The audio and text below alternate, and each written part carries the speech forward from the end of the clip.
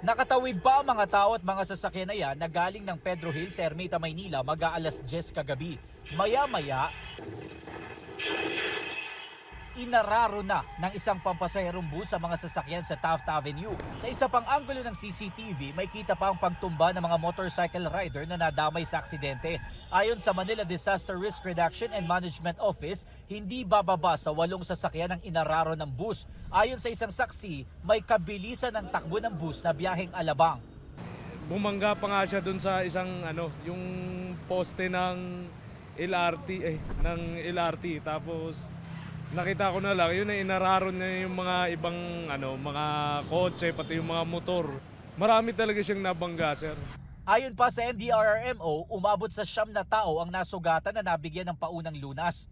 Ayon sa company driver ng puting MPV, galing sila ng Binondo ng kanyang pasahero at papunta sana ng Pasay para magsundo pa. Nagulat na lang daw siya nang matumbok sila ng bus. Di ko na naisip, sir. Paglingon ko kasi, sir, ando na yung uso ng bus doon sa tapat ko, sir. Napasigaw na lang ako sa Lord. Iniinda niya ngayon ang bukol sa ulo matapos tumama sa pinto ng sasakyan. Ang kasama niya nasugatan sa braso dahil sa mga basag na salamin. Ito yung bus na sinasabing ng araro ng hindi bababa sa 8 sasakyan. Sabi ng mga otoridad, maswerte at hindi ganun karami ang mga pasahero na sakay ng bus noong oras na maganap ang aksidente.